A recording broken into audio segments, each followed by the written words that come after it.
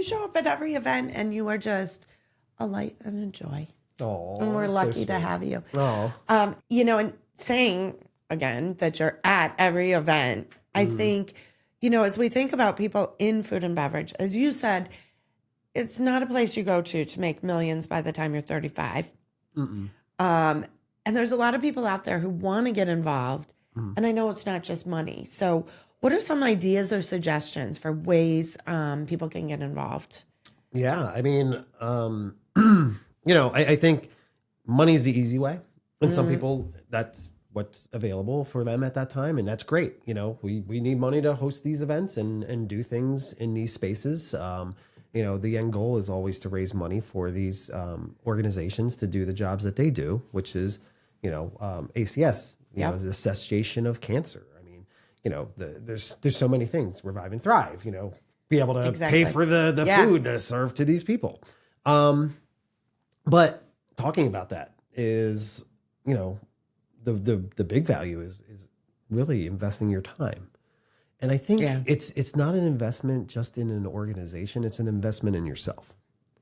I think I get a lot of happiness from knowing that I make a positive impact in this world.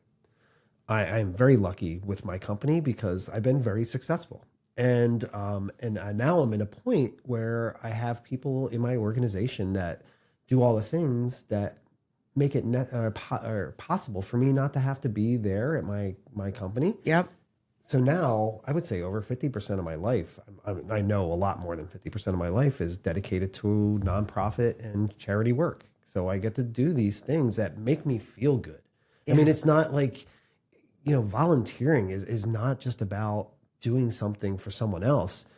You receive the knowledge and the gift of knowing that you've helped the people you meet through volunteering. And the people you get to work with. Oh my gosh. Right. The Carolees and the Gingers and the Kens and all the people that I get to work with in these spaces is just, it's so positive. It makes you want to be a better person. No, absolutely. So where can people go if they'd like to get involved? Is there a Taste of Hope website, Meals on Wheels, like Tip Jar Foundation? Yeah, pretty much you go to any of those websites. So just go on the website, look around. Okay, look for volunteer opportunities. Christy's going to list those because she needs a longer to-do list. And it's Friday. And I've got a big list. I've got a lot of she them. might check out early on like a Friday afternoon as we're taping this. So need to make sure Christy has a lot to do. Yeah. Well, we got a lot. We got a lot to do. The work is never done. That's awesome. So as a chef, when you're at home, who cleans up? Do you cook and then Krista cleans up? Or does Krista cook? I always wonder this with like people, because nobody's a true cook in our house. Like nobody loves to cook. So it's always kind of a battle, but. Well, I am definitely the one that cooks.